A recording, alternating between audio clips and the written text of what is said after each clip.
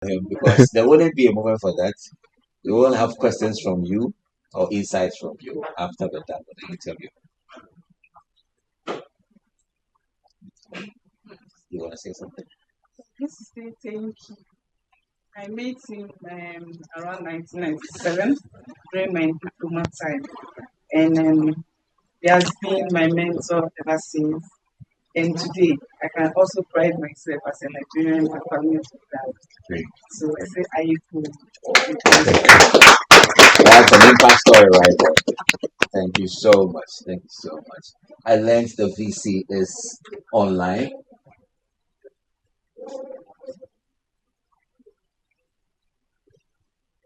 Prof, can you hear me?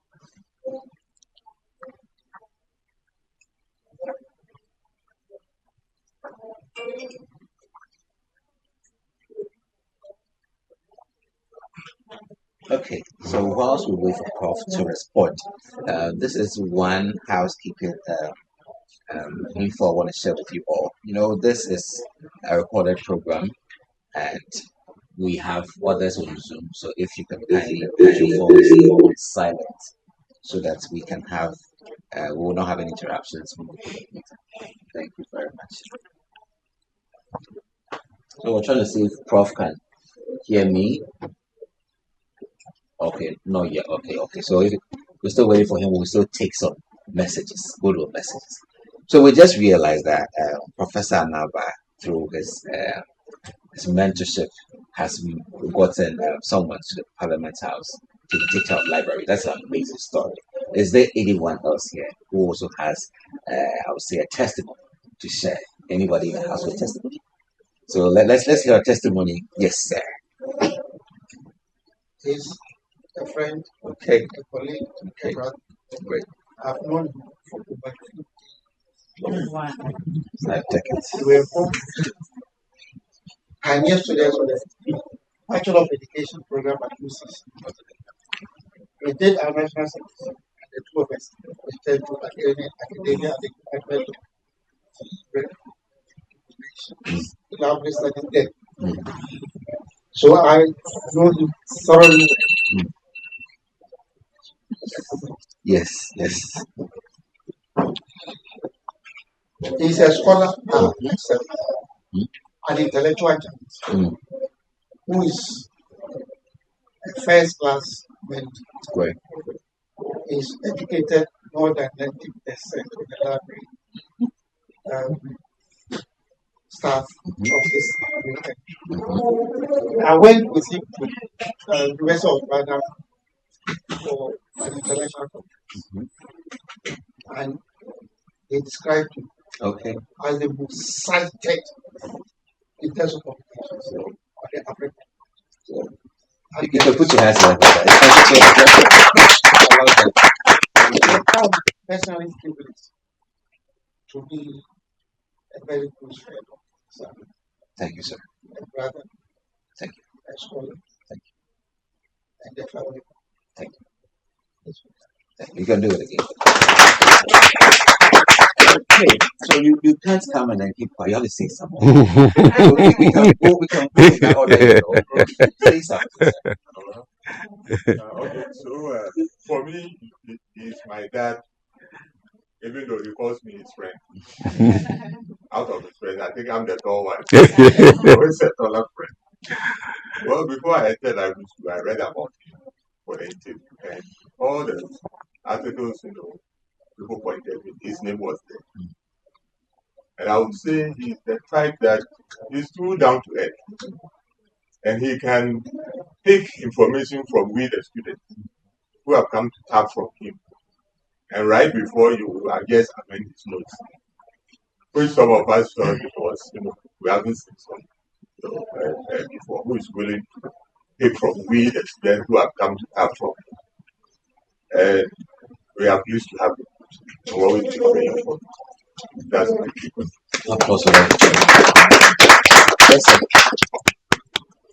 Okay, I will consider myself a newbie, considering that there is 90s here. So I actually met Prof in 2009 as a student. Myself and my colleague, now Dr. Infun, were always advised by Prof that given our stature, we need to consider addressing so that we are not belittled by where we find ourselves. And if Chris was here, probably would have shared the same view. It has stuck with us all this while. We left after 2010, but I've never left his side because wherever we have been, we meet one way or the other. The last I saw him, I think, was 2 months ago at a place. And you see, what is interesting with him about him is that you never meet him and go unadvised. No matter the minutes you spend, it's about family, it's about your career, it's about you asking how things are going, and then sharing his bits and pieces of advice with you. It's beyond academia. That's all I can say. Thank you. Great. Thank you very much. That's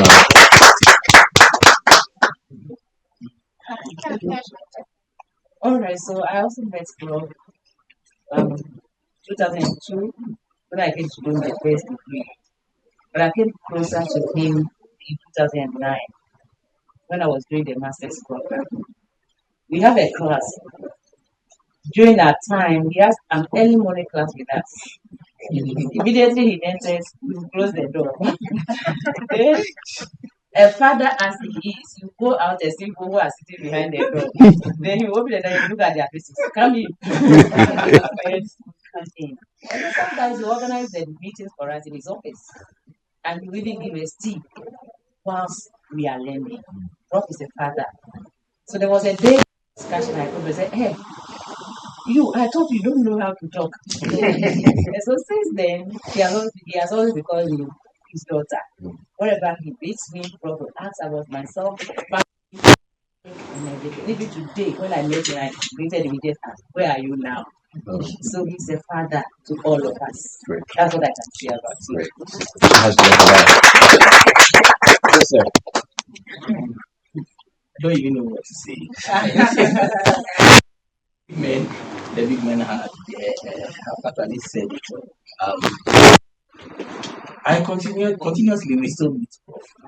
I'll be meeting him always in schools because I'm into software and the rest. We always meet. Anytime we meet in the same fatherly love, with the same care, insight into what you are doing, what is happening in your life. And I think I'm still even more learning more from him. So I don't even have to, I don't know what to say because still the learning is ongoing because after here I'll still meet him. So all that for the impact in our lives. And we are also trying to impact it also to the juniors because sometimes we talk to them and we give you lecture examples. Some of the examples I want to say it will be long, but all that I'll say is, Prof, thank you, and may God bless you in good health and in all that you do. Thank you. Thank you. So, quick two more because this online. I don't know where to start from. I'm a librarian because of Prof. He actually advised me to do library studies. When the decision to do a postgraduate study became a problem of choice. So he said, oh, Olivia, come and do library studies, not because I'm a librarian, but you just come and do library studies. And that was it. Family, all the pieces of advice. I remember in 2002, 25th October, it was on a Friday. I was very heavily pregnant. I was actually due. So Prof was then the university librarian in Bank. Okay. He met me behind the door. I was here. What are you doing here? I think you have to wait on that, and then I'll come back to you again to share the story about what we the real interview. I think Prof is online, and we have to get him. So we'll have to present the show and then invite him to kindly come on board. How do you do it, director? Invite him. Okay. So Prof, welcome, Prof. Can you hear me, sir? Okay, I can see Prof. The sound. Can you hear me? Yeah, I can hear you, sir. I think you can slightly adjust your screen so we can see you in portrait form. Yes. Yeah, that's okay, sir. Yeah, it's okay, sir.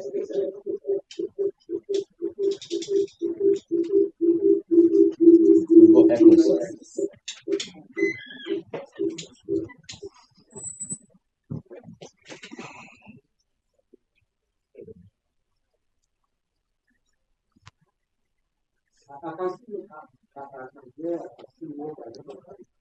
Yeah. All right, sir. You can go ahead. You can go ahead, sir. We're good.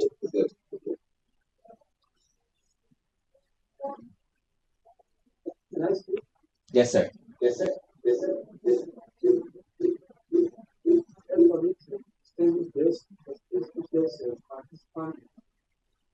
program.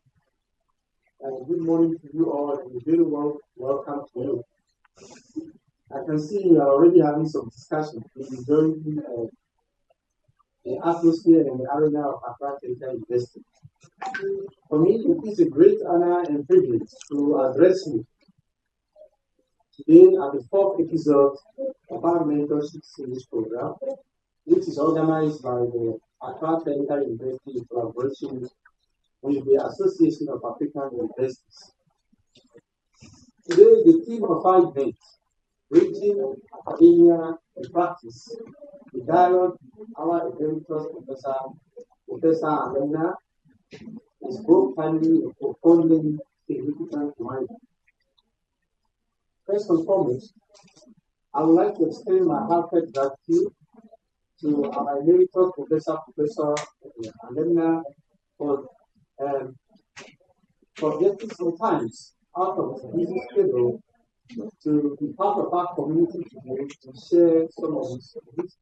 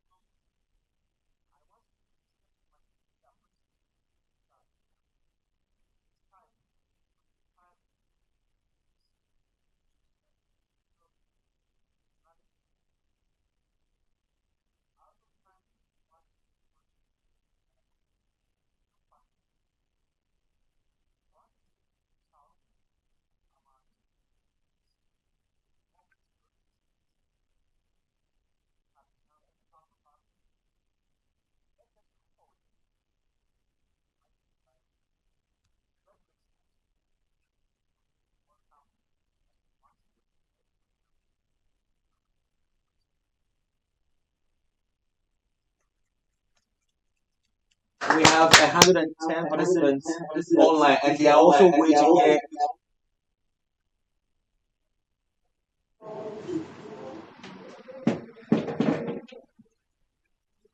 Can you hear me? Yeah, I can hear you.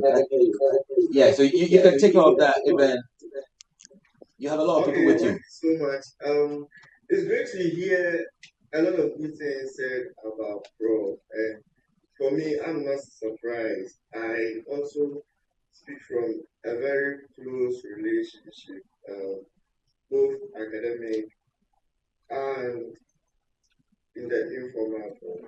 So, Prof, this is Ebenezer BCC Library. The little guy that gave you a lot of problems. And I was surprised that one day I was in school. Shortly after I wrote my comprehensive exams, I got an email from Prof asking, Ebenezer, how's the program going? And I was really surprised that Prof would take time off his busy schedule to find out how I'm doing far away in Canada. And seriously, when I hear people send in words like Prof is caring, down to earth, is a father, is I mean, all his deeds match up to the words that are being poured in virtual. I'll quickly run through all of his words. Some say Prof is a motivator, is non-discriminatory, which is very, very important because among his stature, it's it's sometimes very difficult not to be swayed by other tendencies, religion, ethnicity, and what have you. But Prof is very forthright. He says it as it is. You may not be happy, but the next time you'll be the same person consoling you and then getting the research. That's one great thing about Prof. Some describe such a close connection like a father and daughter, father and son. And Prof, if you are hearing all this, these are genuine feelings being expressed by people who are going through your hands as your students, people who are going through your hands as members of staff, people that you have met in all social circles. We have compassionate, we have fair and fair. And Prof, you see, we currently have 123 participants. So if I tell you that I'm unable to heap all these praises on you at this point, please bear with me. But we will write a book, and one of the chapters will be what do people say about Professor Absolutely. Aleman? Absolutely. It's going to be like the question that Jesus Christ asked his disciples, that who do people say I am? And so you, what do you say, Prof? Is yes. Please keep on bringing your words, and then we will compile them and then send it. All right. I'll be handing over to you. But before I do that, we have a lot of trivia questions. Yeah. And these trivia questions are accompanied by exciting prizes. How well do you know?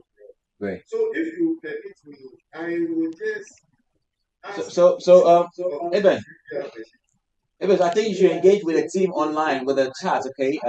We'll have to work with the tab. I'll let you know when we'll find out what's happening online, okay? Okay. All right. Thank you so much. Please carry on. All right. So please put your hands together for his very succinct acknowledgement for the program. And now, with building on this premise to begin, I have with me Professor Emeritus Anaba A. Put your hands together for lots of love, lots of good messages, a whole lot of testimonies. But it all boils down on the figure. Professor Emeritus Anaba A. The first one is, how did it all begin for a luminary like you? Yeah, thank you very much. I would say honestly that I got into the profession by chance. It was unplanned. I had my first degree in education. After service, I thought I wanted to go back to school. And those days, Legon had 2-year master's programs. The first year, you do the coursework. The second year, you write the thesis. And from my investigation, I noticed that most of my seniors and my friends were delaying their thesis. In fact, there was a term we used to have, we call it Legons on ending thesis. You finish the coursework, the thesis, sometimes 3 years, masters. And some even abandon the thesis and leave. However, there was an alternative, the graduate diploma program, which was 1 year, 9 months of coursework, and then 3 months of dissertation.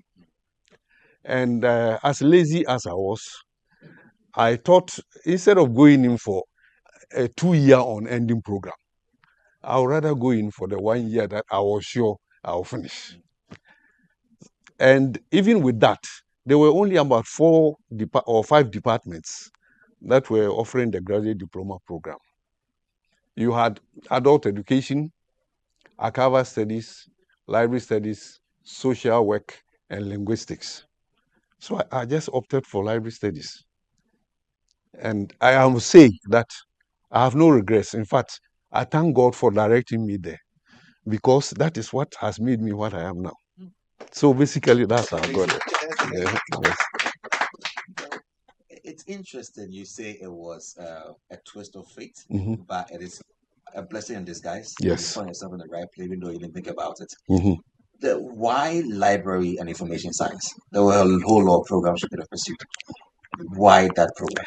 As I said earlier on, I wanted a program. I have to be honest. But when I got there, I noticed the intricacies of the program. And I noticed that I was enjoying it very much. And that is why I look back at the other programs that I could have taken and said, no, it's okay where I was. Yes. And that's why I even went further to enhance my studies in that area. So share with us these key milestones that you met and you made from transitioning from a university professor to a librarian. I think when you say milestones, you mean achievements. And okay, I'll just mention two in the department and 2 in the BAM library. In the department, the 2 main ones I am so proud of and very, I can remember very well, are the change of the name of the department from library and archival studies to information studies. I was very involved in that one. And then the introduction of the bachelor's degree. We have had undergraduate certificate and diploma, no bachelor's, and then straight to master's and MPhil. And I was deeply involved in the introduction of the bachelor's degree. For BAM Library, 2 achievements that I can still remember are first, the introduction of the Carnegie Project. I was the leader. Yes, we wrote the proposal to get, it was over $1 million. New York. Yes, yes, to automate the library. And the second one is the extension of the library building. That library had been there for 50 years. In fact, more than 50 years. The same structure, other infrastructure were being expanded, halls of residence, faculties, laboratories, and that library was still there. Built for about 1,000 students those days, or maybe less, and we were about 30,000 at that time. And I was able to put in a proposal to the then Vice Chancellor, who was very helpful, Professor Sensochri. And through him and the GET Fund, we were able to build that extension. And that is an achievement. Anytime I walk around the library, I can see where the previous walls were and the extension. So basically, those are the hallmarks in my professional career, both as a teacher and also in the library.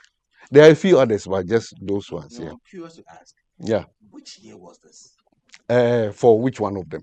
I mean, the library extension. Oh, the library extension was 2000 and it took about 2 years, between 2004 and 2006. Great. Yes. Great. Yeah. Great. You are known by many as a pace setter. So you set trends. What are some of these paces you've set? When you say pace setter, within the area of library information science. Oh, okay. I have been privileged and blessed to be a first in several areas. I'll mention some of them. I was the initiator of the first PhD program in the department, and I was the lead supervisor of the first candidate, who is the name of Professor Akosa, who is now a renowned professor by himself, and I'm so proud of him too. I was also the first professor of information studies in the whole country.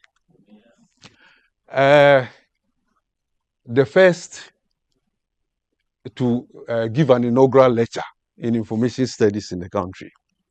At the time of my promotion as full professor, I was the first and only full professor from the Upper East region in Ghana, from Legon.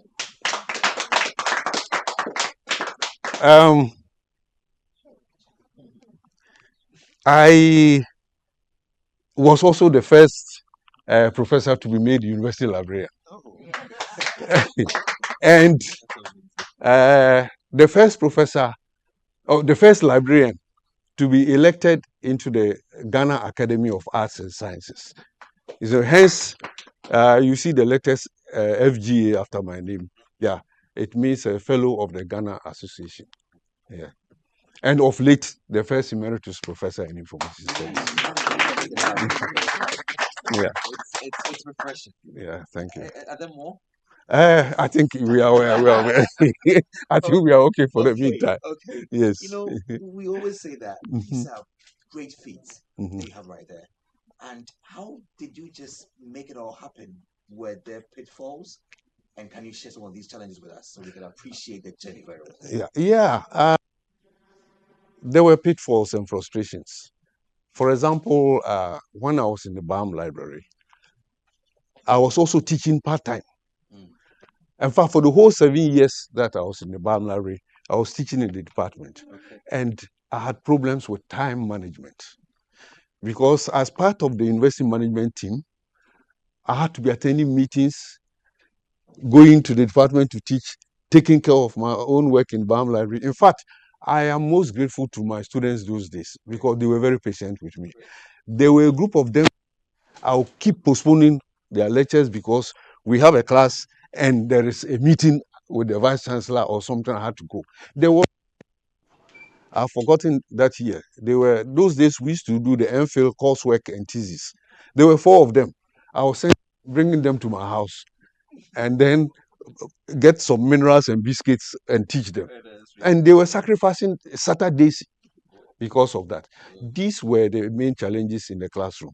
For the library, my main challenges were with management understanding the problems of the library.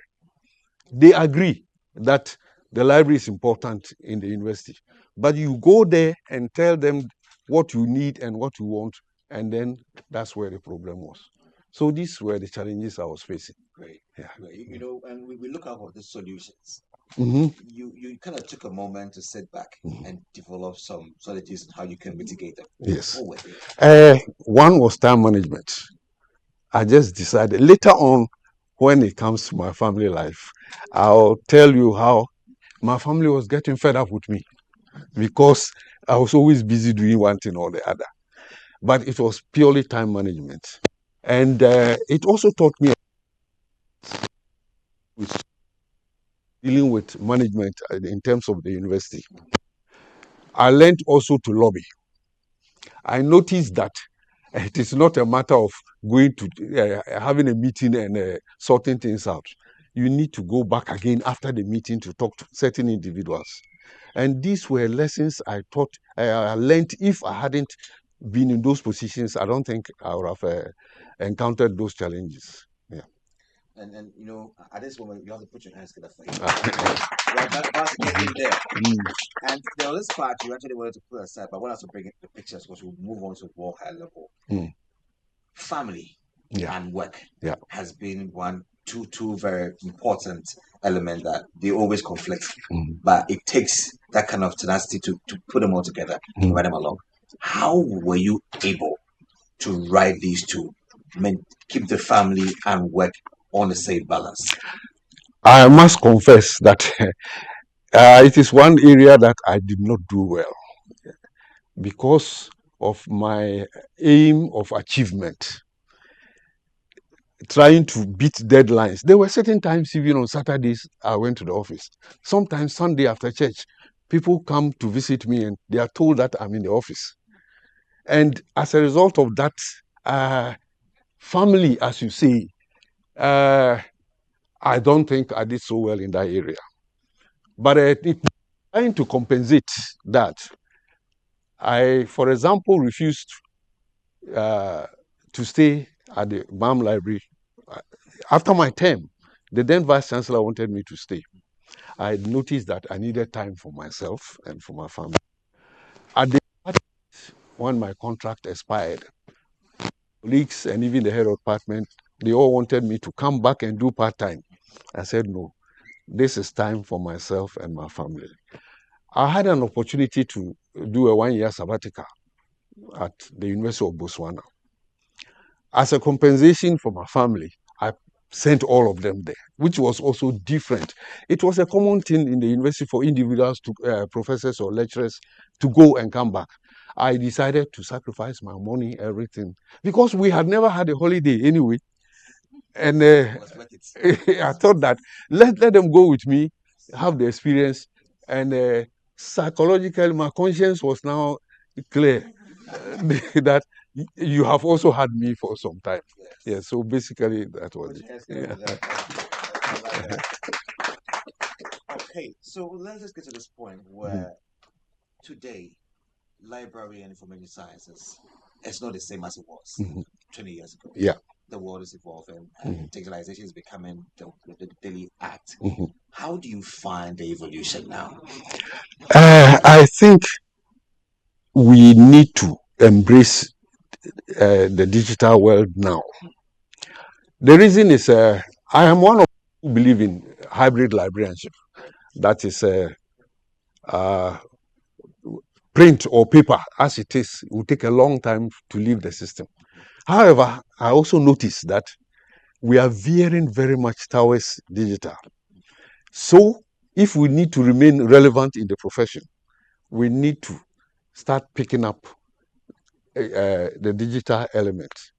Fortunately for us in Ghana, the libraries are doing a little bit in that area. The Ghana Library Authority is teaching digital literature, digital education now, digital literacy. Yes. I was at Ashashi University a few years ago, and I noticed that they are even they have a portal that helps the students in their tutorials and all that. And many of the libraries are even using library management systems gradually. I do some work, some consultancy for GTEC, the Ghana Tertiary Education Commission. Yeah. So I visit a lot of libraries, tertiary libraries, and I notice that some libraries you don't even expect that they are using library management systems. Nursing training colleges and all that, they are picking them up. That doesn't mean that we are there. We are beginning, and so I think we need to, as I said earlier on, embrace it. Otherwise, we shall become irrelevant in our profession.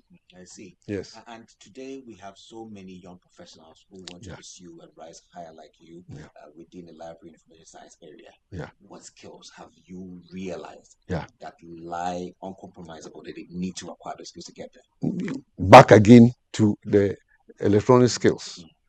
My time, there were no computers. We did almost everything manual. Now the trend is changed differently. In fact, even training of information professionals has changed differently. Fortunately for us, we now have a core of young staff in the department who are technically savvy. And therefore, all that we have to do is to redo our programs. And I think they are doing that now in the department. So as to build in a lot of these technology aspects. Otherwise, we'll be using the old systems and it won't work for us in the future. Yeah. Okay. So there's this perception Mhm. about librarians Mhm. that the library is just a place where books are stored, and then you just go and pick it. Is there a whole lot more to being a librarian in the 21st century than it was those times? Yes. Apart from that perception, let me also add another perception that because of the net, libraries are useless. Yes. I don't agree, because even if the materials are there, a trained person should be able to teach you how to use them. The net, for example, is not everything. As one writer said, the net is like the river Nile. It's full of good water and cow dung. It's a lot of dung in the this thing.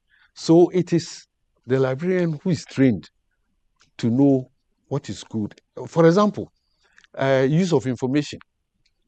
We know what is good in terms of copyright and other legal issues with the use of information.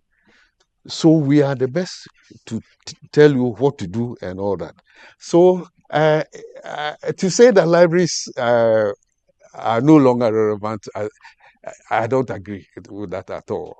In fact, put your hands together for yourself, librarians, and a whole lot more. So, if you just joined in, it's actually the ATU Metro series. My name is Ajibona Chutaku, and the man in the house today is Professor Emeritus Anaba A. And he is a luminary within the area of library and information sciences. And this program is brought to you by the Accra Technical University collaboration with the Association of African Universities, and also our media partner in the house is the station of the nation, GTV. Put your hands together for yourself.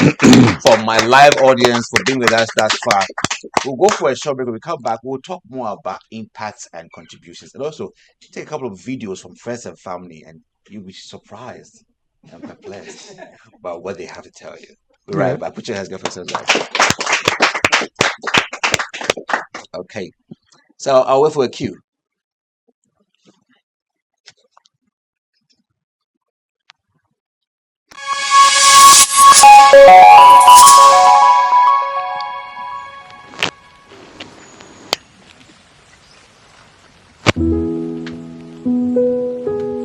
We at ATU Library want to congratulate Emeritus Professor A. Aleman for his appointment as the first Emeritus Professor in the Department of Information Studies, NLIC, in Ghana. He has taught almost all the staff of ATU Library, and we have all benefited from his leadership, mentorship, and scholarship. To an individual who has been instrumental in guiding me to where I am today. My teacher, my lecturer, my father, my brother, my uncle, my mentor, and everything. You are one of the people who have made me a professional librarian.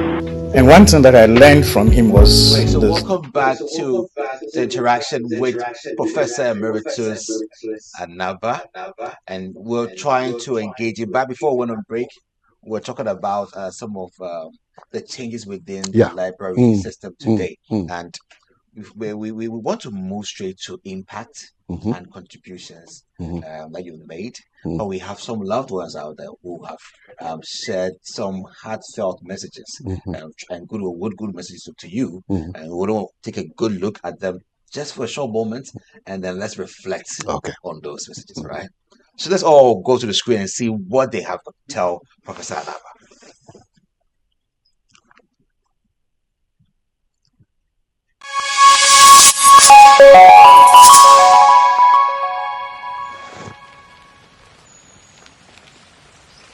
Okay, so we would have to wait for a while and then come back to the video. So we'll have to come back to the main topic. Yeah, okay.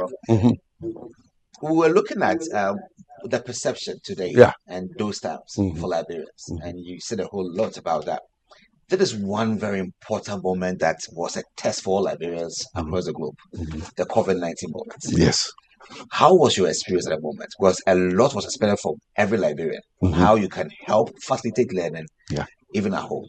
What was your tactic at that moment? Unfortunately, at that time, I had left the library. But I can only share my experience from the classroom angle, because that was when I was just about to leave the classroom.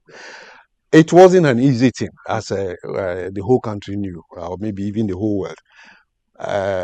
Especially in situations where you have to talk as a lecturer, and yet you have something, nose mask and all that. Fortunately for us, because of gaps between students and staff, we were able to solve that all right. But even there, you will notice that there were times where students would want to talk to you, ask a question and all that, and they are wearing masks. And you can't hear them well, especially at the peak where we were not even allowed to take off the mask. These were challenges that we had to sometimes even suspend certain activities like seminar presentations. We have to sit so close, and it's against exactly. So we had to adapt to make it in such a way that the students will still present, but not in large groups as we are now. And we were able to achieve that. Okay. Yeah. You have inspired many. Lots of mentorship engagement with them. When you come in contact with students whom you've taught, what are the key nuggets you share with them? If you ask most of my students, I have a habit of going beyond academia. I don't know, and even some of them who are very old, I still call them my children.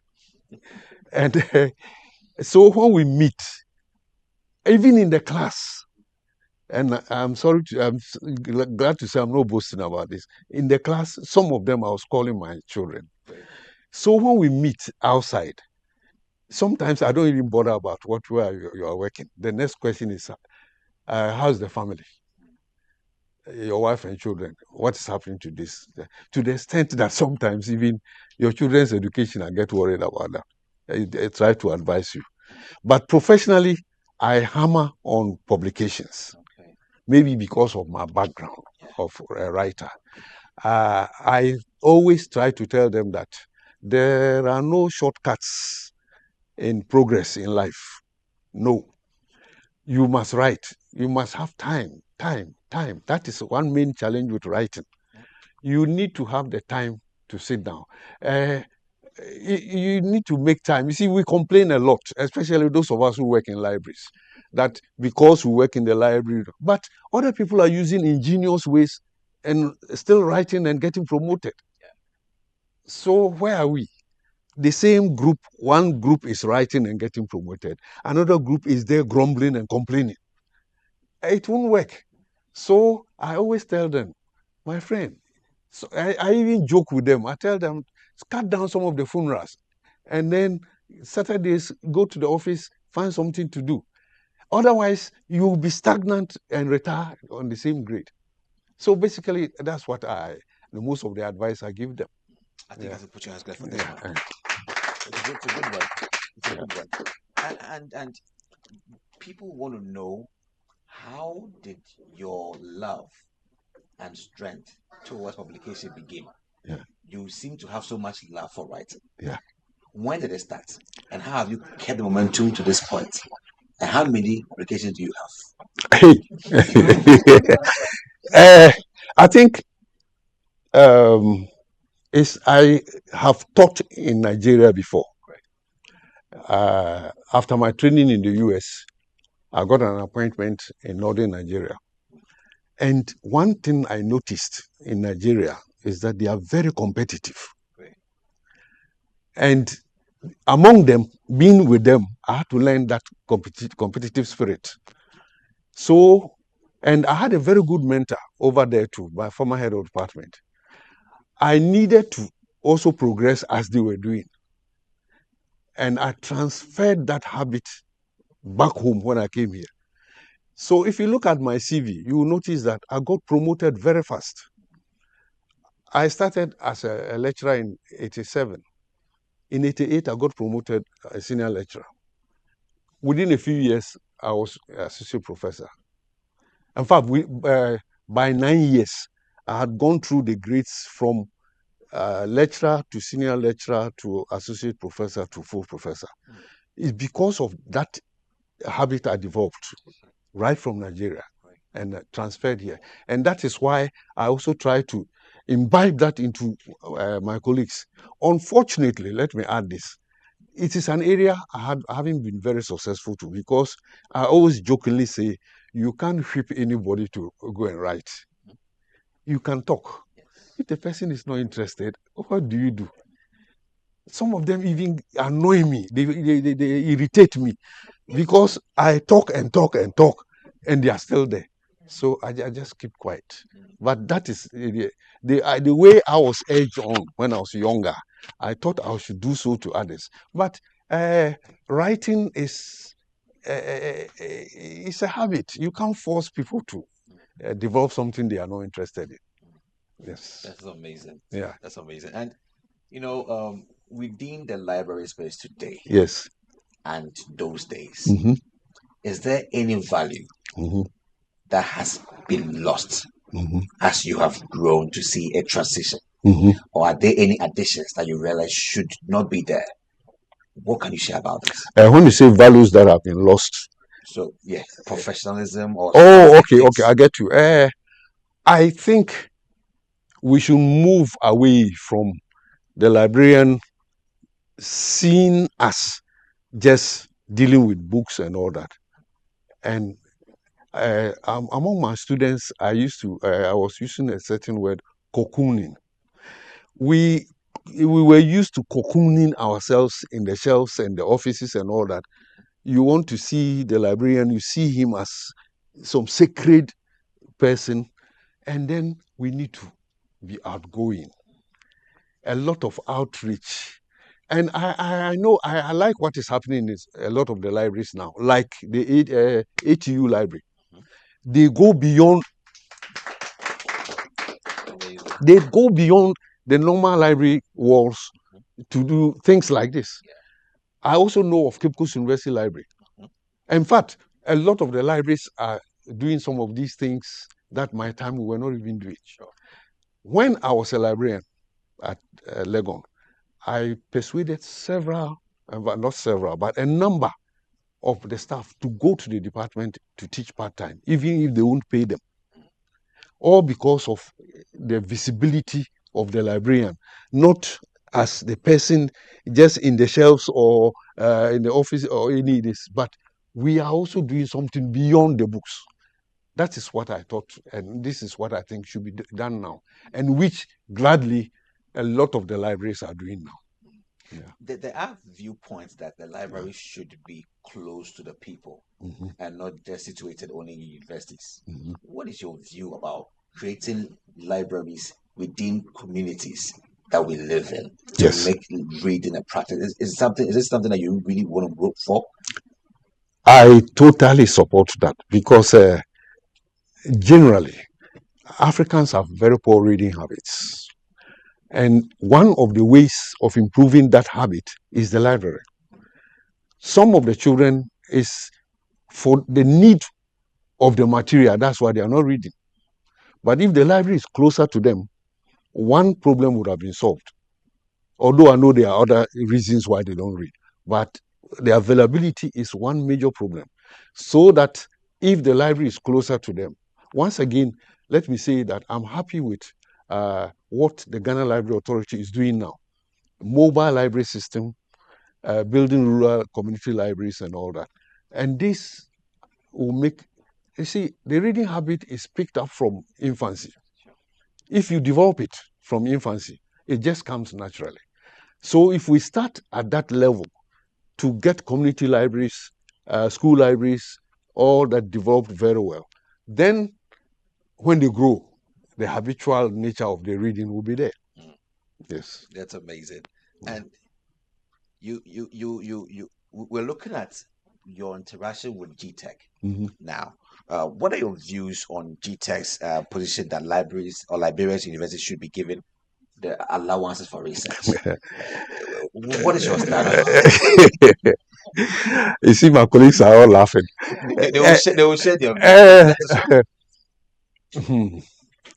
Let me go back a little bit.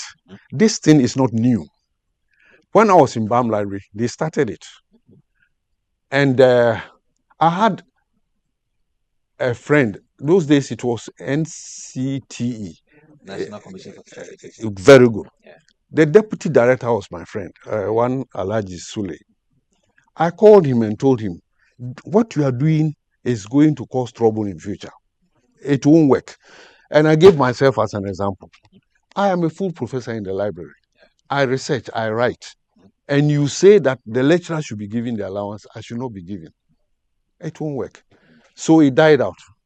Then recently, I noticed that the same issue has cropped up again. So I've been telling colleagues, I tell them, don't worry, it will die the way it died the first time. Mark me, it will die. It won't work. The only thing I can foresee is whether it will come back again in 10 years' time.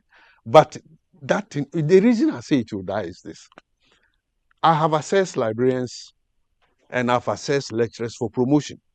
I have been on interview panels for librarians. I have been on interview panels for lecturers. It is the same criteria that is used for academic librarians and for lecturers. The same criteria for promotion for academic librarians and for lecturers. Why then do you eliminate the benefits of one against the other? And this is what I don't understand. Because they go through the same publication system. Academic librarians, lecturers, the same thing. So I think personally, I would advise my colleagues not to worry. It will die. Are there any institutions, agencies, or people who are against that motion that academic librarians should not be given allowance for research? I don't know specifically, except for NCTE. I don't know who else is against it. I only know of the NCTE situation. I don't know of any group of people or any people who think that librarians should not be given the allowance. It's just the NCTE. Yeah. What are your hopes for this issue? Are there any hopes? Yes, I'm hoping. As I said earlier on, it won't work. But I think us, as professionals, also need to fight it. Because this thing cannot be recurring every time like that. We need to have a way of maybe the committee of university librarians or the colleague or any other group of people, even the Ghana Library Association, can come together and petition the NCT and let this thing end once and for all. It's getting too embarrassing. That's all what I would say. Okay. Please put your hands together. Okay, let's get a refresher at this moment. And there is one question that also has been lingering. Today, the amount of digital books available on devices are a whole lot. Somebody can just get a Kindle, a whole lot of platforms, and they can download ebooks and read sites and all that. Do you find the existence of library blocks as going to wane away or fade away because of these digital innovation? When you say blocks, the building. The building. Oh, okay, So, okay. The libraries are the building. Okay. The basic perception. Is there a whole lot more you have in stock that people don't know? That is one problem I've been having with the GTech at the moment. GTech has a requirement of certain space certain dimensions, and all this for libraries. And I tell them, please, these days with virtual libraries, sometimes even on the phone, we can access information outside. Why are you restricting number of seats, number of tables? This, let me confess something anyway. I was part of that. I was part of those who wrote that, but that's a long time ago. That thing was written at about 15, 18 years back. Let's change, as you rightly pointed out. It's now different. They are still insisting. But you see, they also have a point somehow. Especially the academic libraries. The space may be necessary because the classrooms are choked. The halls of residence are choked. There are very few areas for private reading. So if you have the space, the students can now not only come and do their private work, but also do their reading. So sometimes I think we must balance the two. It still matters, right? Yes. Great. Yeah. With all of your experience within the space, academic space, the theme for today's encounter is bridging the gap between academia and practice. Yes. How has this phenomena evolved over time from your moments when you were a lecturer to a professor, a librarian, and today? Have you found the performance or improvement within bridging this wide gap between academia and practice today? Yes, there's a lot of difference. The gap has narrowed a lot because we are being recognized as academics now. And when I say we, you see, I wear two hats. I am a librarian. I'm also a lecturer. So this we is the librarian we. Sure. We are being recognized. The recognition now is better than my days when I was a librarian. And especially now that librarians have certain top positions, people are now recognizing our importance in academia in particular, and therefore allowing us certain spaces. Formerly, you wouldn't even find a librarian as a tutor in the hall in Lego. We have librarians as senior tutors, or me, a university professor, as a university librarian. So these are giving the image and the impression a difference, a change. People are now seeing that if a professor who was in the classroom can now be a university librarian. And I regarded that as a promotion anyway, which means the university librarian was even higher than me. Yeah. Other professors will now notice that the librarian's role is more important than they are thinking. Great. Put your hands together for yourself. If you're from the same space that you've done so well, at this moment, there's a whole lot that I believe you have on your minds following the conversation. So I want to give room for members in here to also, if you want to ask a question or if you want to share an insight, you can do that. But I will take it from our lady there who was sharing a very important story that I had to cut.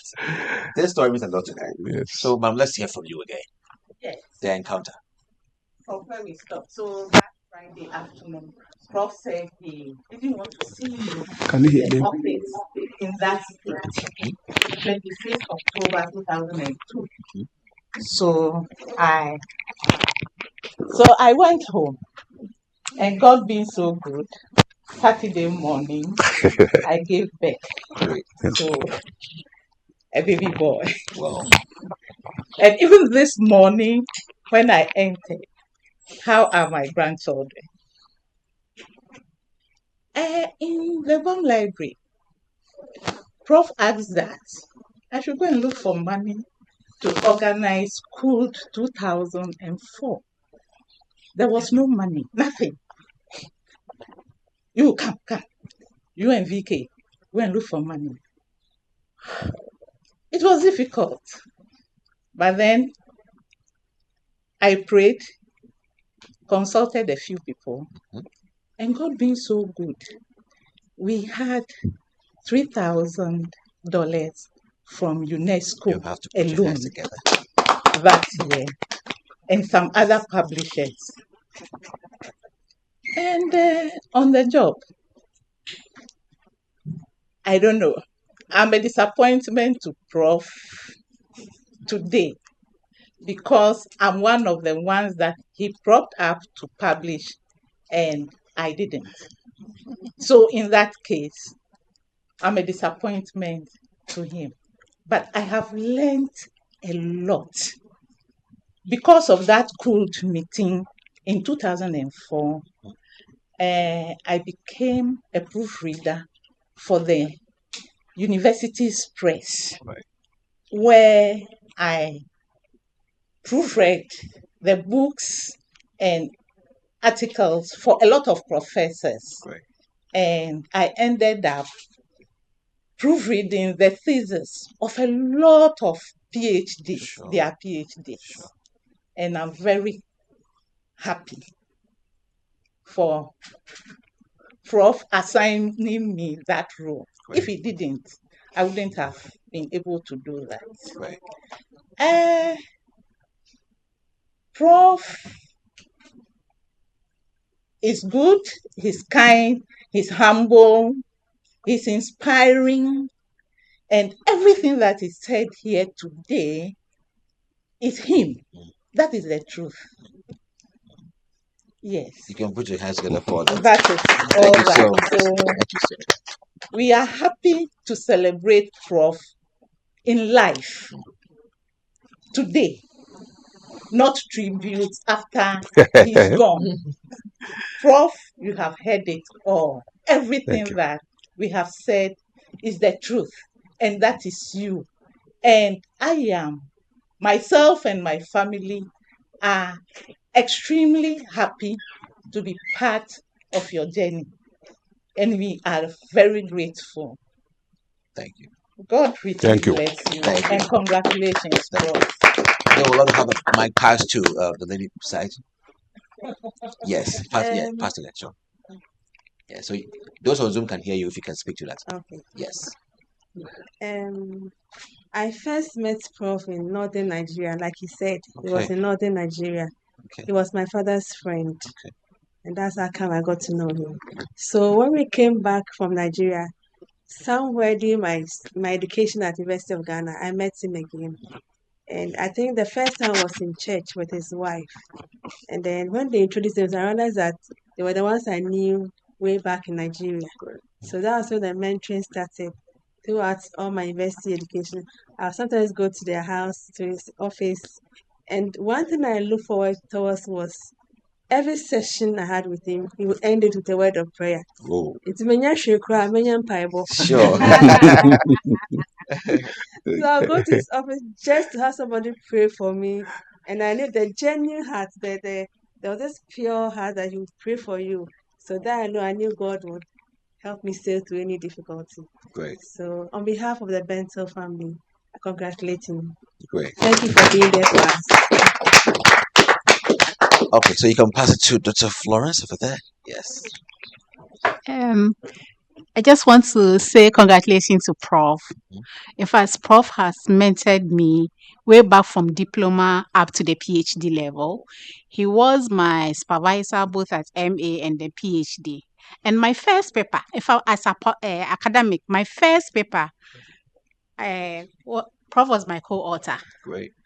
And that sets the pace for me to just start publication. And I'm very, very grateful. You'll be surprised to know that Prof goes ahead to give me gift parcels. And today, what I'm wearing today, I intentionally wore it today. This beautiful flower was given to me by Prof. This is not the only one. A lot of them. Sometimes coming to Tamale, you parcel something nice for me. How about my grandson? How is he doing? How about the school? These are the kind of things. I remember there was a day I have to meet Prof when I was doing my PhD. It was Sunday on campus. And it rained heavily. And after that, Prof gave me money, take for your transport. Prof, thank you very much. I'm really, and many other things. Thank you. Okay, so we have some members behind over there. You can pass to them. So we can just take a few and then we'll go back. We'll take more. So you can pass to anyone who wants to share a message.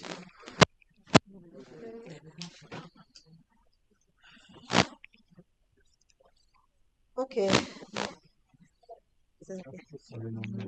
I should get up.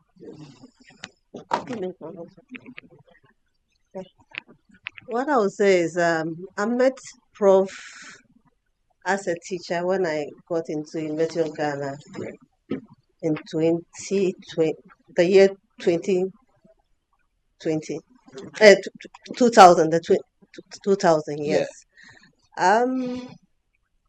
But apart from being a teacher, he's been a father.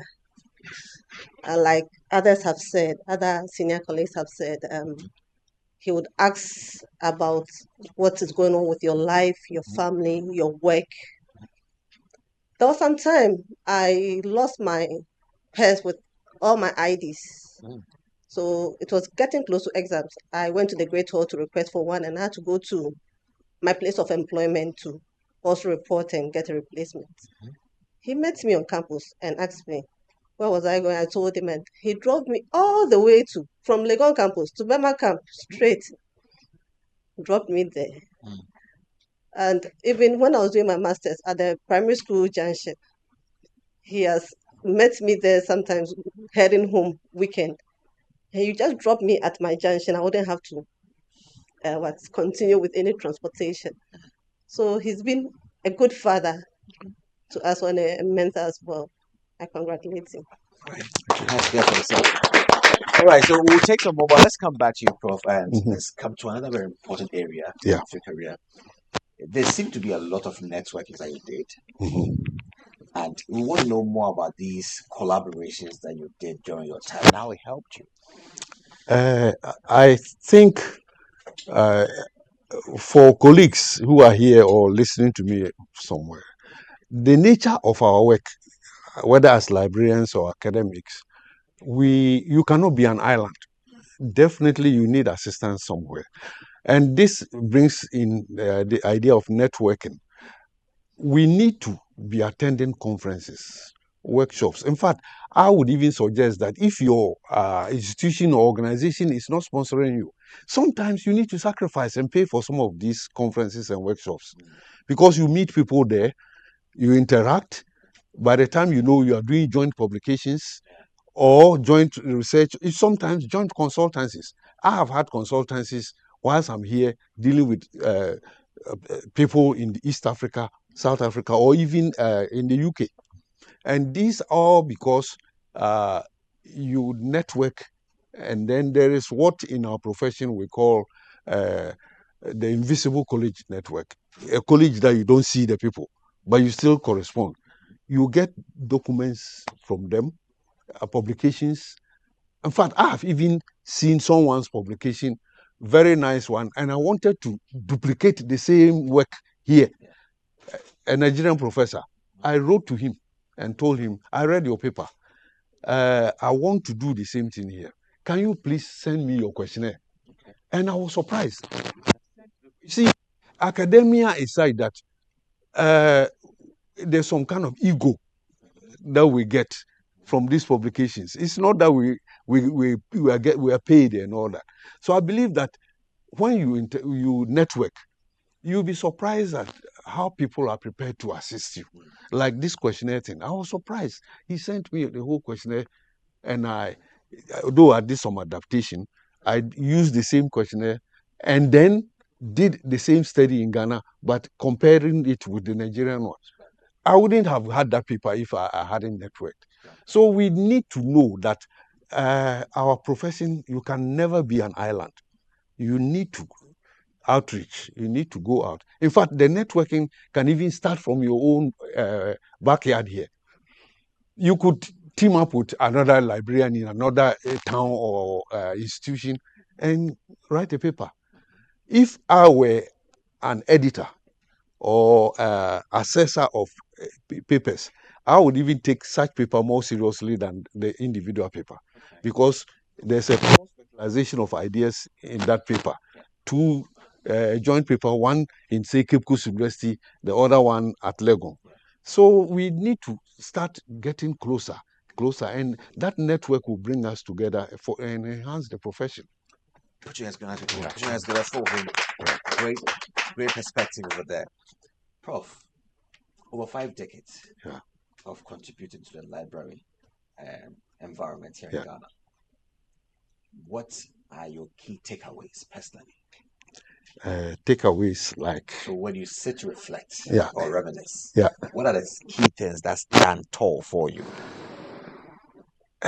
And what could you have changed or done better if you were to look back? I think the key things sometimes. Okay, let me begin with when I was in the classroom. I used to chair the research seminar. Most of us here know. And I just sit there and almost every student who is presenting, Alemna said this, according to Alemna, according to this. And sometimes I even got embarrassed. The Alemna was getting too much. But you see, this is the kind of thing I have left with my people, and I'm so happy. Apart from that, sometimes I travel out and I meet people. I went for a conference in Canada, and after my presentation, a lady comes to me and said, "Are you Professor Alemna?" I don't know whether she suspected I was presenting on behalf of Professor Alemna. I said, "Yes, I am." And she says, "Your name is bigger than yourself." Then we started laughing. Recently, at the Calic conference, we had a conference at Gimpa. When I was introduced and I break time, there was an attendee. I suspect he's from a Nigerian university. I'm not very sure. He comes to me and says, "So, you are Professor Alemna?" I said, "Yes." "Oh, I've used a lot of your papers in my work." So these are the kind of takeaways, the kind of satisfaction that you get. As I said earlier on, there's no payment in publication. I mean, in fact, if anything, we spend time, money, everything. But when you start hearing all these things, there is an inner peace, an inner satisfaction that you too, you have helped somebody, just like somebody also helped me. Yeah, so that is basically the main takeaways. It's mainly in my, apart from the teaching, as somebody said earlier on, I've produced so many librarians in the country. Talking about even the GTech, sometimes they go to inspect other things and not the library. And they will ask the librarian, "Do you know Professor Alemna?" And then you say yes. And then they start asking certain questions and they will meet me and jokingly tell me, "One of your children is in OT region." And then we start laughing. But you see, these are intangible things. They are intangible things that give you some peace and joy that it's like giving birth. You have also produced something.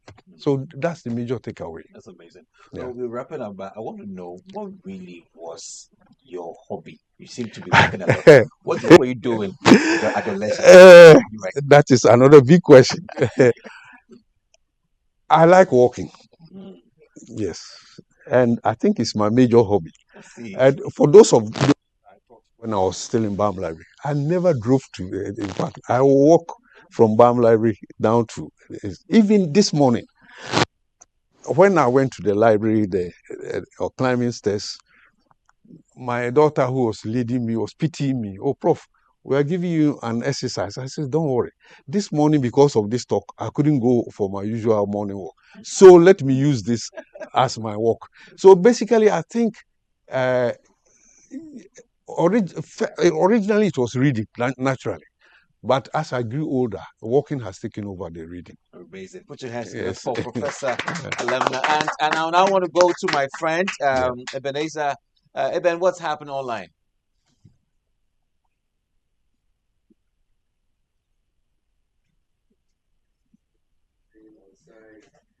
Yeah, so online we have a lot of comments from your own auntie Valentina is showering praises on you. And she says you have a way of breaking complex topics down. And I think it's very, very true. Sure. Beyond the praises, I want to quickly throw in some three key questions that have come up so that Prof can take time to answer. Yep. From Agnes. Hi, Professor. How should you know the information need of the patrons? Because sometimes it's a habit to know the relevant materials, especially when working in that organization. So this is about information as a professional. How are you able to identify your patrons' information and help them? I'll add the second one. Please, my humble question is, what is your advice for public libraries in Ghana? This is from Dela. And the third one, from Dela again, at which point do you think Ghana needs a national library? Yes. All right, sir. Okay, I think that I'll take the information need first. As librarians, I think it is our duty to be assertive with our users, especially in the university library system.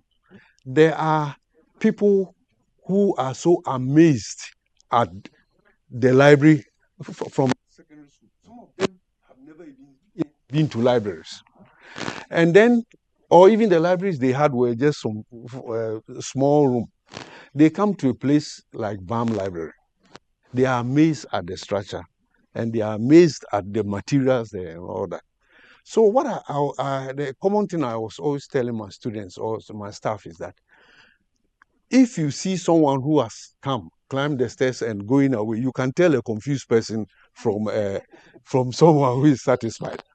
Please call the person. Did you get what you wanted?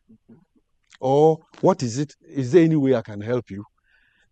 In that way, you can easily assist the person. There are some people too that you can easily tell through their pattern of information search. I'll give you a typical example. When I was in BAM Library, there was a particular professor who would come only to read Newsweek. That's all. A physics professor. He comes just to read Newsweek. When I noticed, I told my staff at the periodical section, look, don't waste this man's time. Anytime, and we used to have one on my table in the office, and then one at the reference section. Anytime this thing comes, take it, go to Professor X. Tell him that I say I beg him when he finishes, he should return it. And these are the kind of things you do. And then you see such a person, assuming that they are condemning the library somewhere, or saying that the library is useless, they have. You see, there will be one voice there, just because of Newsweek. There is that one voice who would speak on our behalf. So there are various ways of knowing or assisting people, apart from just even question and answer. There are other ways of assisting people. Yeah. And he also mentioned the one about the advice you have for. Can you help us with the next question, please? The advice. I think I should have written it down. Yes, I think I'll put it down here for you. Yeah, but I can remember the third one. The third one was National Library. Yes. I would say that this issue has been a headache in quotes to librarians in the country for a long time. I have presented two inaugural lectures. One, my professorial lecture, the other one, the Academy of Arts and Sciences. Both lectures, I hit on the problem of a national library in Ghana. Sometimes committees are set up. Things we seem to be working okay, and the Minister of Education is changed. And then a new one comes, and it's like the Pharaoh who did not know Joseph. You have to go back again, start trying to convince the person. And as I said earlier on, you see, in the African system, libraries have not been priorities. Yeah. It's not only a Ghanaian problem, it's a general problem in Africa. So the thing has gone on and off, up and down all these years. And it saddens me that a generation is leaving the system without our being able to establish the National Library. That's unfortunate.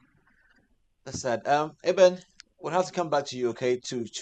Yeah, there's a third question. The questions are just flowing and then yes, tell us.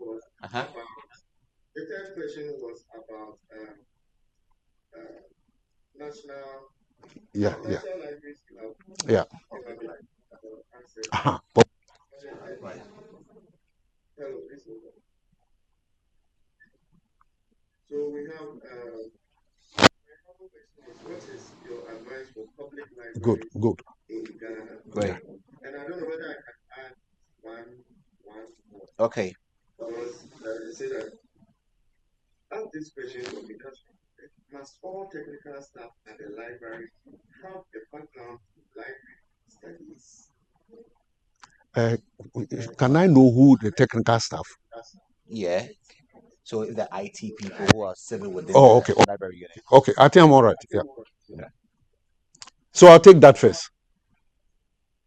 Sure. Let's go ahead. Yeah. They do not necessarily need to have library background. However, I believe that if you're a technical person in a library and you work there for so long, it is possible that you may get interested in librarianship. I am saying this because from my background in BAM Library, I've been able to encourage an IT person who had been with us all those years to come, and he even did the masters in librarianship unsponsored. So he had to do this holiday thing, sandwich. He had to do it sandwich, and I taught him. And I told him he shouldn't worry. You now have dual professions. You are an IT person. Yes, I think computer science degree. So it is not compulsory. But if you are working in the library and you want to understand us, our language, our systems, and all that, ideally, if you got a qualification in librarianship, it will help. Right. Yes, but it's not a requirement. Right. Yes. And also the advice for the public. Oh, yes. The public libraries have been a headache in this country for a long time. Interestingly, they were not so. Historically, they were among the best in Africa in Nkrumah's time when they were established. But as the years went by, their influence has waned, and a lot of deterioration and all that. However, I think public libraries are picking up now. As I said earlier on, we even have these mobile library services. I drove by this morning. I drove through Kaokudi and saw this new children's library by the CSR area. Something good is coming up, and I think we should get with the new staff, the directorate, and the people there now. I think something good is coming up. Splendid. Okay, so can we have some more, Eben?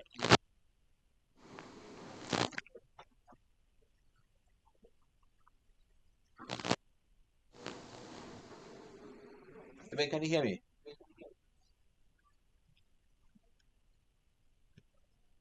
Hello, can you hear me? Yes, you're back. Yeah, Professor Aleman, so much for sharing your wonderful experience with us today. How do you think library institutions or academic institutions can better bridge the gap between theoretical knowledge and practical application? And what strategies have you found most effective in your own career to translate research into tangible? I believe this is the library profession, isn't it? I think I believe, yeah. Ideally, once again, in the ideal situation, I would prefer that those who are in academia should have some practice experience. It may not be possible, but I think that someone who is teaching in the library school, if he had even 1 year work experience in the library, he will be a better teacher. And I give my case as an example. I had worked in the library before I went to teach. And I went back again to work in the library whilst teaching. And some of my students will bear me out. There were certain things I'll teach them and tell them, my friend, this one is theory. If you go to work, this thing, it won't work. And they will laugh. And I tell them it's true because I've been there. And I know that it's theory. But still, you must know it. In case you go and it works, that's all right. But don't blame me that it didn't work, because you blend the theory and the practice, it helps a lot. I am not against people going straight to the classroom. No, I'm not against that. But as I said, if I had my own way, you would have a minimum 1 year practical experience in the library before you go to teach. So basically, that's how the bridge will narrow. Okay, that's amazing. And I want to go back to my colleague online. We want to take your final feed, Eben. We're going to wrap up in here, so you can also wrap up online for us with your final findings and also insights you want to share with us over here. So over to you, Eben. Thank you so much. It's so sad that this point the comment and questions are coming. We need to bring this to a close. But I can't do this without saying what Professor Akwisa wants to tell you. Your contributions to the academic community and the practical application of your research are deeply appreciated. We are grateful for your doing mentorship. So I would like to wrap up this way. When the organizers of this noble function contacted me to play, I quickly tried to do a research on Prof, especially on education. But I tell you, I just have to limit everything short to the publications were so much so that I couldn't get. And I realized that far back in the Prof has written so many things about things that we experience now in our profession. And so I say that we can never measure the strength of that decision and what. And I'm very happy that he's still around to contribute, to motivate, and also take up genuine interest, inner motivation to also add to where and other equally important hours in the profession have brought out the profession. Thank you so much, Prof, for all that you have done for the profession. With the voice of the over 130 participants that we had online, saying that you have really done well for the profession. And we can never ask Professor A. I love that. Thank you, Ebenezer. Bro, you've heard it all from your people online. What am I going to say to this? Oh, I'm just grateful to God for this opportunity. When I started, I didn't expect this. I was just working for my salary and assistant, like any other lecturer or librarian.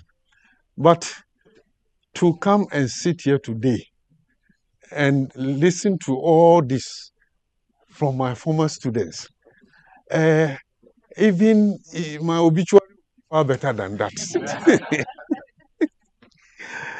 So I'm just grateful and thankful to all of them that at least they acknowledge the little I was able to do to assist them. That's inspiring. Yeah. And this is the very last one to you. Yeah. Can you name at least two people who have touched you?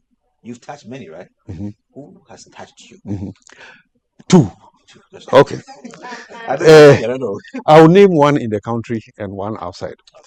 The one I want to name is here, and I will embarrass him somehow. It's my one and only Alaji Entry. As he said earlier on, we were mates right from 1971. That we are having our 50th graduation year ceremony, was it whatever, party in August. We've been together all this, and after service we came to the library school together. We went to work in Cape Coast University, went to Nigeria together, came back, and all that. And he's been such a helpful person. A lot of people do not know that Alaji is a science student. He has a science background, but he's often able to edit my work to the amazement of even me, they ask. There is something he did several years ago when we were students. I have a problem with statistics, and he being a math student, he finished his thesis before me. Those days, as I said, there were no computers for analysis and all that. I was stuck with my questions. Didn't know head and toe of how to even analyze it. He came to my room. We were in different halls. He came to my room and noticed that there's trouble with that man. After our conversation, all that I saw was that he had packed the whole questionnaire to his room.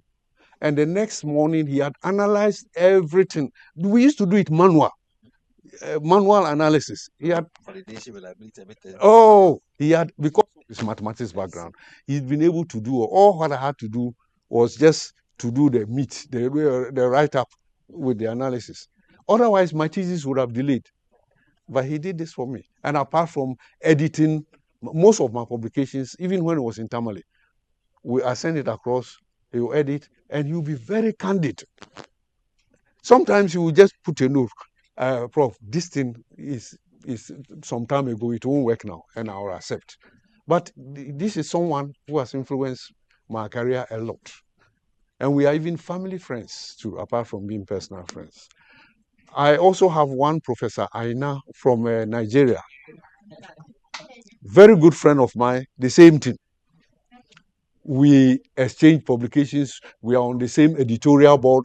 He comes here as a external examiner. I also go there as a external examiner. We met in Botswana. And the same networking I was telling you about, these are people who have influenced me a lot. As I said, you wanted two, so I'll stay with the two. Yes, yeah. Gentlemen, put your hands together for him. I like the chief. Put your hands together for him right here.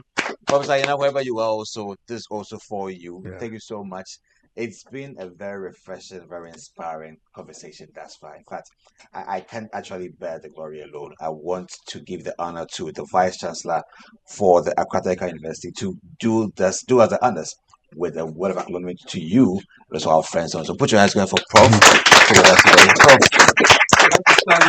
I think that would do. He will need a microphone, yes, please. Yes. Please, good morning and welcome once again to Accra Technical University. We are excited that this event has taken place here today. We are excited. You know, Prof is the first Emeritus Professor in Information Studies Department. Right. And we are the first university to invite him for a debate of this nature. So we are highly excited. And I want to share with you that, Prof, you are AAA. For me, I'm 2 A's. So I'm approaching the 3rd A. Yes. Yes. So sometimes you need to celebrate the success of others, so that you can dream of your own successes. Yes. I want to really congratulate the audience for today's program, for being here. More than 153 people online, and you have a couple of people also here. This is a testament of how well, how shining this online event, the University Library has carried for some time, is doing well. And we want to promise you that we have very exciting topics in the future. I remember talking about academic witchcraft, and people are asking the part 2. The part 2 is never coming, but the part 2 is coming soon. Yeah. So again, to celebrate the success of Professor, whom I see as a mentor, I also knew him in many different dimensions. He was intervening on PhD board of top universities. At that time, we were babies. You wouldn't identify us, but we identify him. And I think he did very well. So we are glad that you are here today. And anytime we call you, you do not hesitate at all to join Accra Technical University and even share your experience, your wisdom, and your word with us. We are excited. To further celebrate you today, we have planned a very small gesture, a gift from Accra Technical University to you. And if you give me the chance, I would like to present the gift to Prof. Put your hands together. On our behalf. You can come up here and then... This your team will form. Yes. I think you have to hold on to that a little bit. The problem is this one. I can't move. Yeah.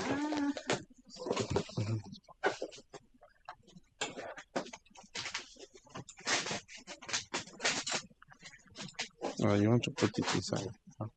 Okay, so we'll have the gift presented to Prof. Aleman by Professor Kobe. All right. So first of all, we have the search, and we have. Can you capture what is written on it? A round of applause. Emeritus Professor A.A. Aleman. This so. Thank you so much. That's it. And also a plaque. Will you read it? No. Another in recognition of an academic extraordinary performance, a mentor, coach, father of LIS in Ghana, and first emeritus professor of LIS in Ghana from ATU Library. Emeritus Professor Anaba A. Thank you. So, Prof, Yeah. present Thank this you. small Thank plaque you. to you Thank you. to honor Yeah. him. Thank you. Please clap for Prof. Thank you so much. Thank you so much. Thank you. Thank you. I would also, on behalf of my family, thank you very much for this. I think colleagues say me don't know, but the VC and I are personal friends. And this is the second gift I've got within 1 month from here. I came to just say hello to him one day, and the next time, the order I knew was a package with a cup and an anniversary T-shirt, which I was so grateful. I'm here today, and this is what I've received from you. Thank you very much, and let's keep our friendship going on. Thank you. Thank you. Thank you so much, Professor Kapobi, for this very wonderful gesture. And I want to say thank you to everyone in the studio, everyone online also, who'll be watching later on, for also following this program. Prof, thank you so much. I want to say that as we live and breathe, our good thoughts and good wills will live after us. Amen. You have set a great precedence, and I believe you also want to be in this situation or this stage where you can also share your footpath and also talk your walk. And I look forward to also engage you anytime on your works and your achievements if you are on Impact Stories, celebrating the life and achievements of academic mentors. Until I come your way next time, it's been a great collaboration between AAU, Association of African Universities, Accra University, and also the station and Nation GTV to bring you this wonderful piece with Professor Anaba A. Thank you. Thank you so much and have a nice day. Bye.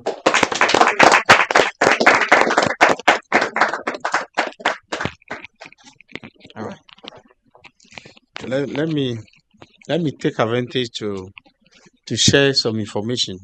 Maybe you'll be concerned by this. You know, as part of our 75th anniversary celebration, you know,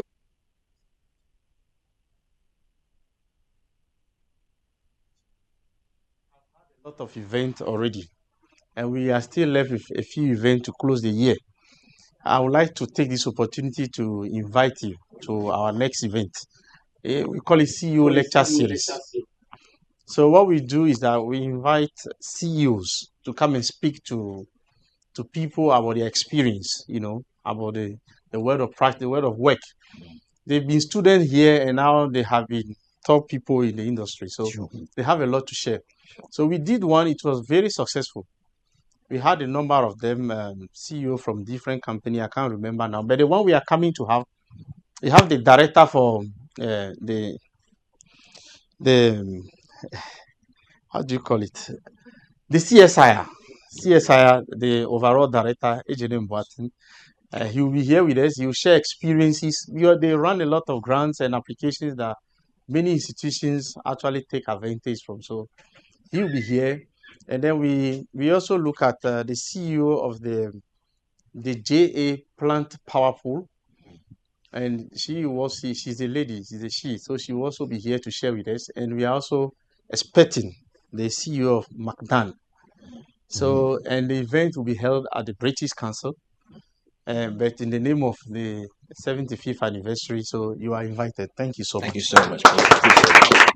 Thank you so much, everyone. So we'll have a moment for photographs, but Prof, you now. Okay. All right, thank you very much. Yes. All right. So it's a wrap. The ones you